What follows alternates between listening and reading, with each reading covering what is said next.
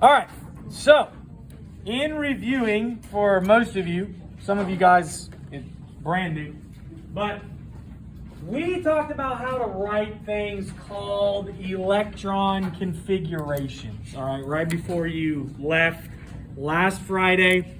What an electron configuration is, it is basically a way to show the general vicinity of where an electron is located within the atom. And basically you have these things called energy levels that are just represented by numbers. So like energy level 1, energy level 2, energy level 3, and so on. You have these sub-levels, which are spaces within those energy levels that are represented by letters. You have S, P, D, and F. So you have 4 possible sub-levels that could exist. And then each one of those sub-levels has a certain number of what we call orbitals, and each orbital can hold 2 electrons. Okay? So that's kind of a very quick summary of what we went through. And the periodic table actually walks directly through an electron configuration. It's really set up on purpose. And look, energy levels, you might want to write this up here somewhere. So energy levels are represented by rows. Okay? So what this means is that if you have something like hydrogen or helium that are in row 1, that means that their highest electrons are in the first energy level. Okay?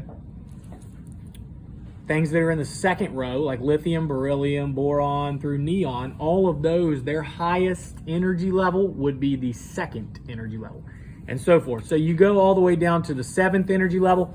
And I want to make sure that everybody understands that right here, does everybody know that like lanthanum through lutetium right here, this actually comes from this spot, and actinium through lawrencium actually comes from this spot. Did you guys know that?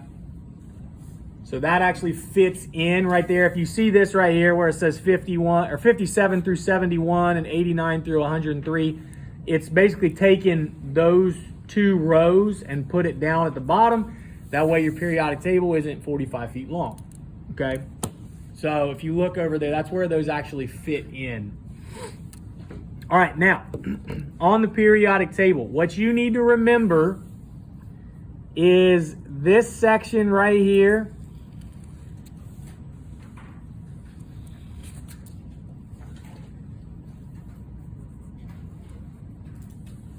Okay, tell you what, I'll make this nice and colorful.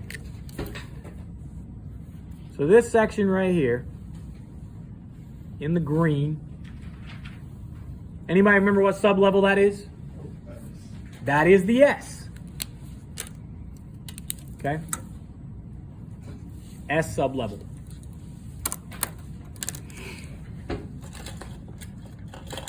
All right. This section over here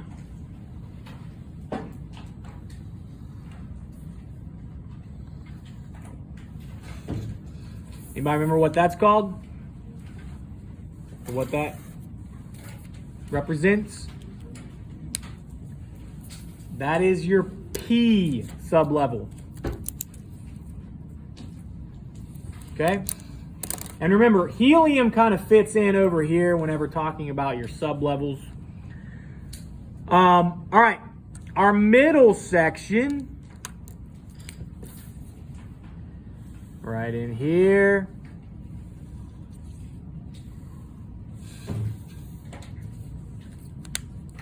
Anybody remember what that is? That is the D sublevel. Okay? And the bottom, your 2 rows down here.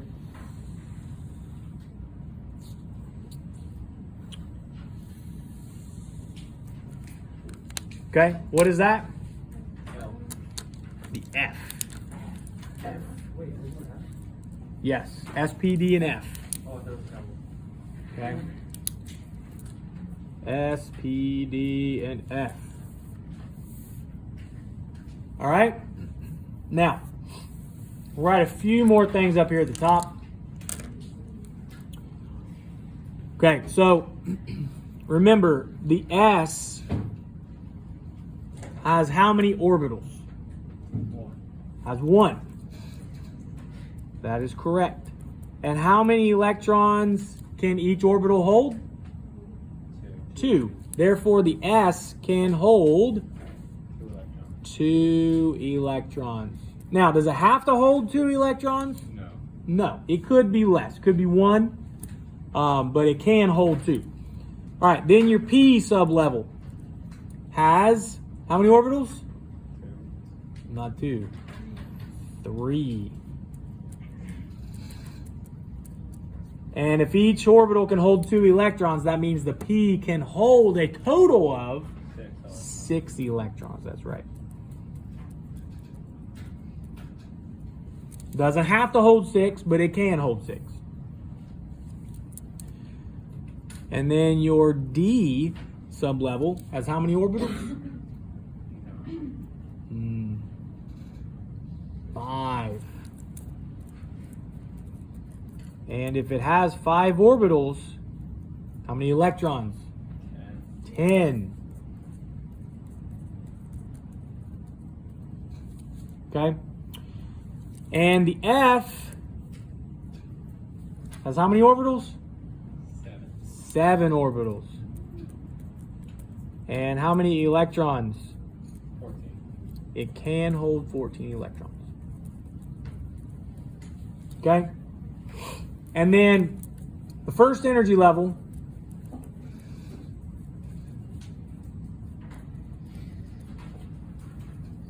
you have the S, and that's it.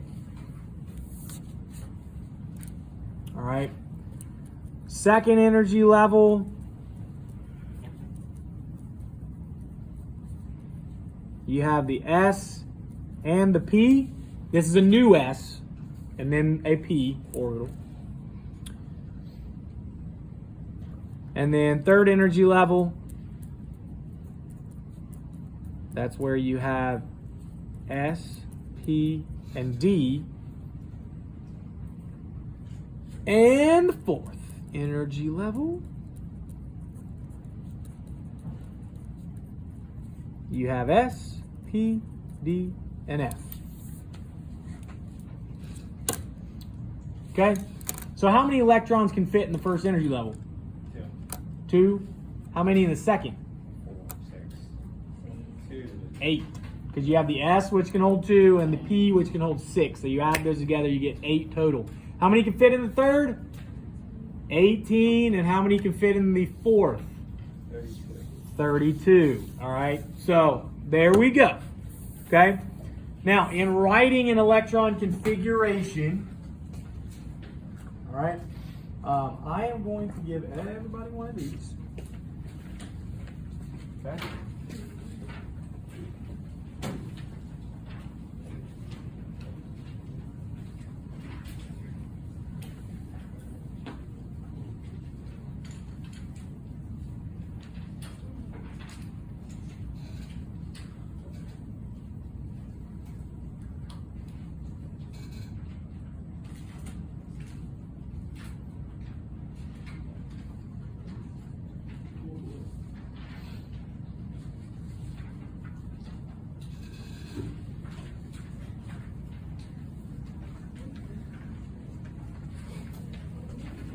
All right. Now,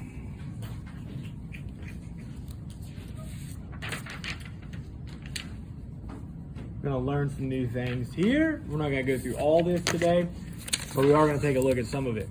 Okay? So, you can keep your periodic table next to you because you're going to refer back to this. All right. For oxygen, on the periodic table, what is the atomic number of oxygen? 8. Everybody see that?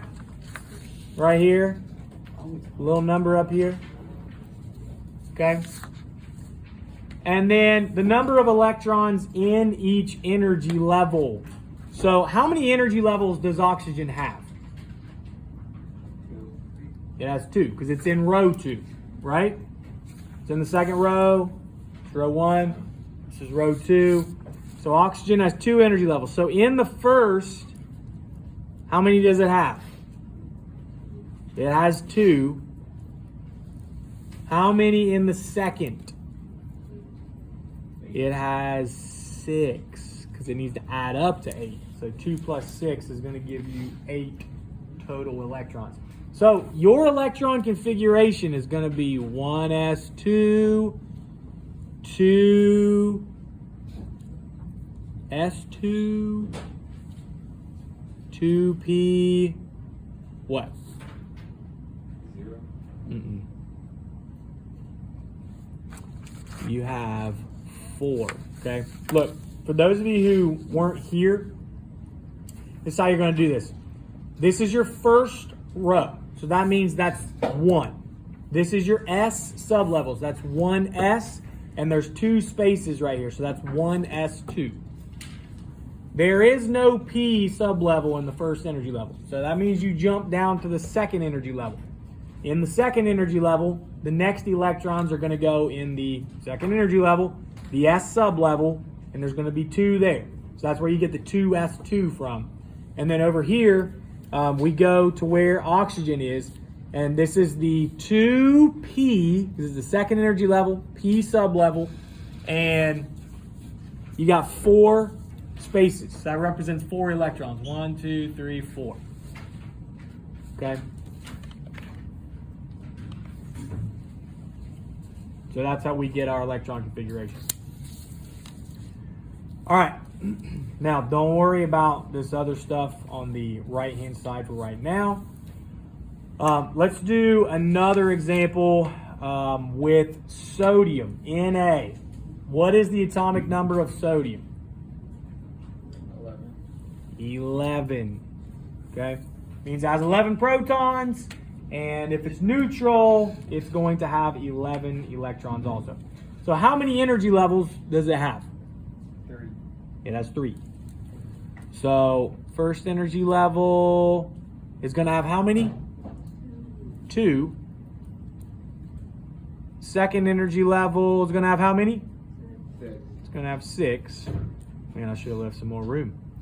And then the third energy level has how many? Say 3. Should add it up. Wait a second. I'm sorry. Second energy level does not have 6. Should have 8. It'll have 6 in the P, but it'll also have 2 in the S. So that adds up to 8, which would leave you with 1 electron in the third. That's my fault. How are we supposed to figure that out? So, look. You got 2 spaces right here in the S. There is no P in the first energy level. You got 2 spaces right here in the 2S. 6 in the 2p, so that's a total of 8 in the second energy level. Third energy level, sodium's the first one, so it only has 1 electron in the third energy level. Okay. All right, so your electron configuration is going to be 1s2, 2s2, 2p6, 3s1. And notice all of these electron configurations start out the same way. 1s2, 2s2, 2p, and then it changes as you go further and further. All right, for sulfur, how many electrons, or what is the atomic number of sulfur? How many? 16. 16. All right, and number of electrons in the first energy level?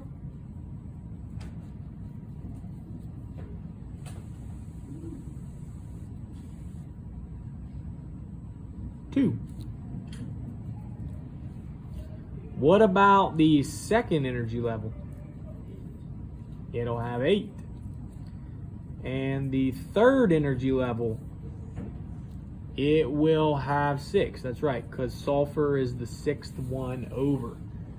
So your electron configuration is going to be 1s2, 2s2, 2p6, 3s2, 3p4. Okay? So 1s2, 2s2, 2p6, and 3s2, 3p4.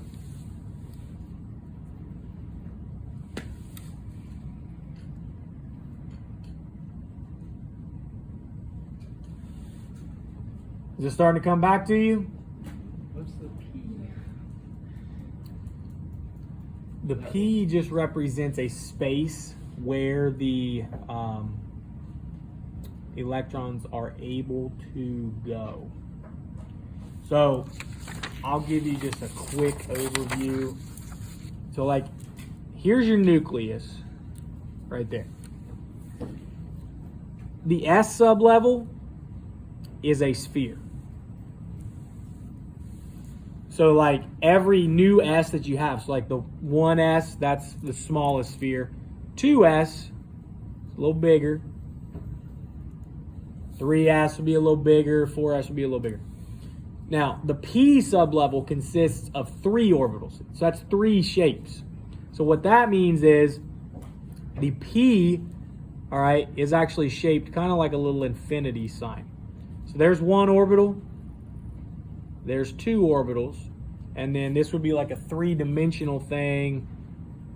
So it would be coming in and out of the page if you could draw it like that. So that's 3 orbitals. Those are 3 shapes of where it's likely to house electrons within that atom. And then second energy level would have a new, or third energy level would have a new P. Sorry, actually there's no P sublevel in the first energy level, so technically these would be a little bigger. But you get the picture. Okay, so all of those working together, that's the likely space where the electron would be found within the atom. Okay. If we go any further, it gets way more complicated. So I'm not even going to show you the D sublevel or the F sublevel because they are really, really complex. So all we're worried about right now is just writing an electron configuration. Okay. Now, let's take a look at something that is further down on the periodic table, like, let's say, molybdenum. Okay. Everybody loves some good old molybdenum. So we're just going to add this in down here at the bottom. All right. MO. How many electrons does molybdenum have? What's its atomic number? 42. 42. So it should be the same as the atomic number. So 42 electrons. Now, this is how we're going to write this configuration. You're going to start here at the top. Remember, it's just like reading a book. Start at the top, go left to right, work your way top to bottom.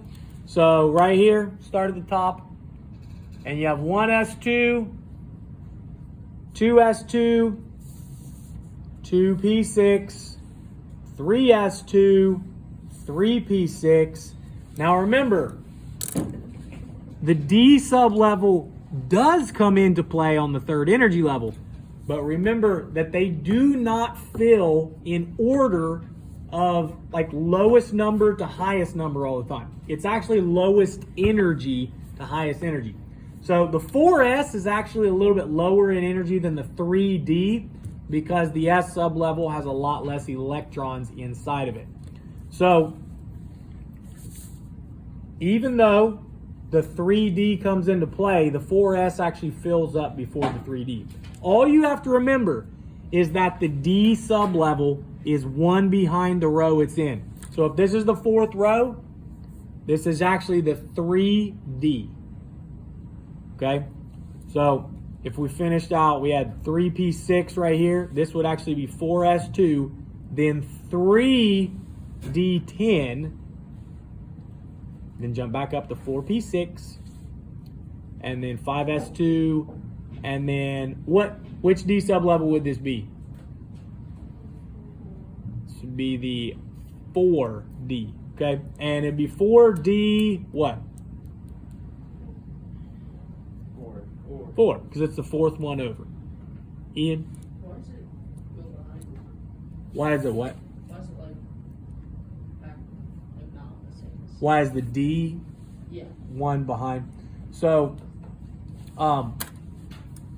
if you look at how much energy, because remember, these are all electrons that are being put into a space.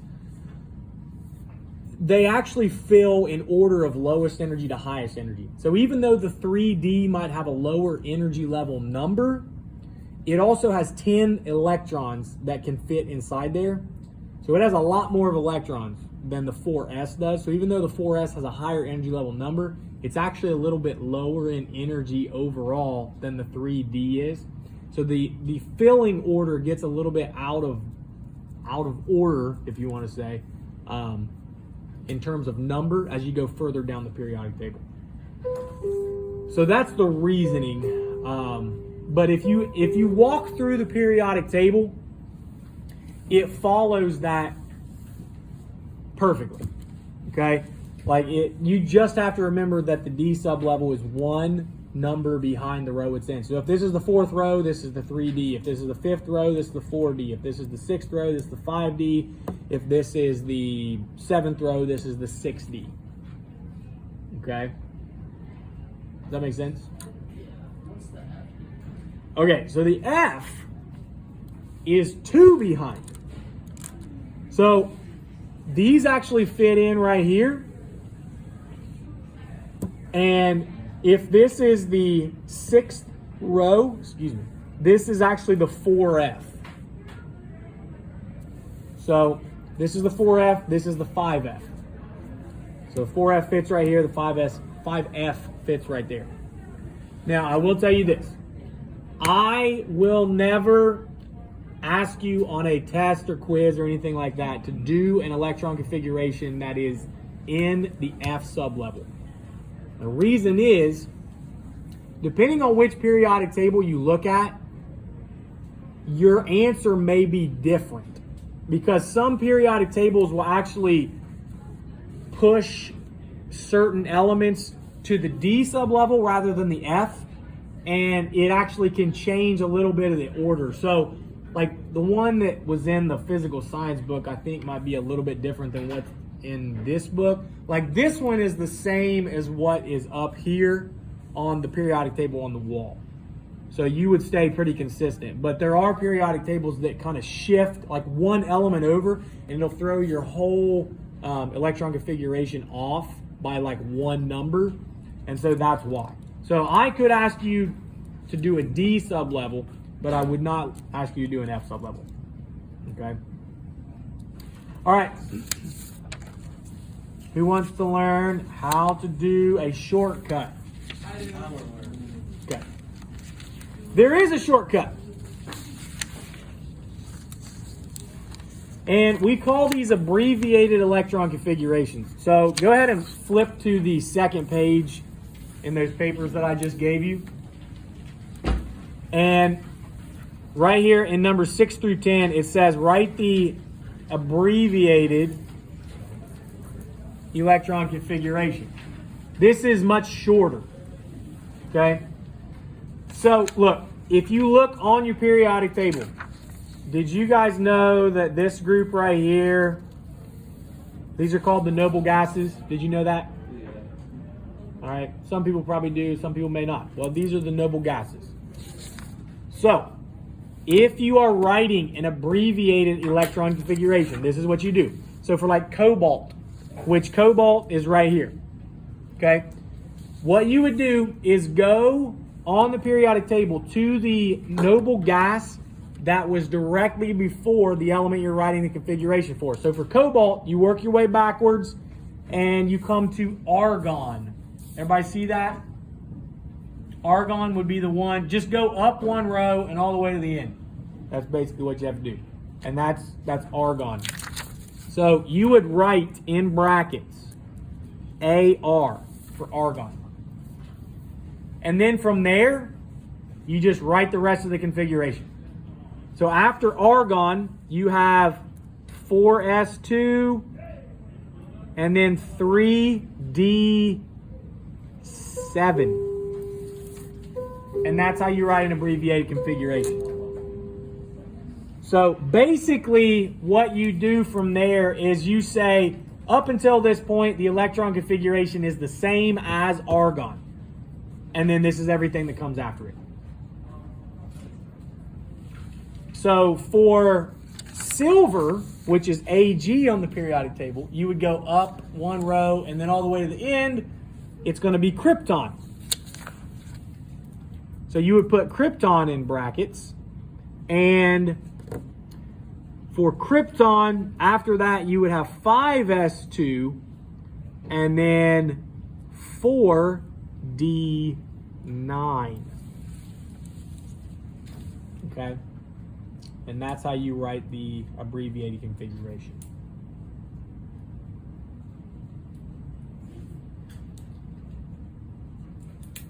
All right.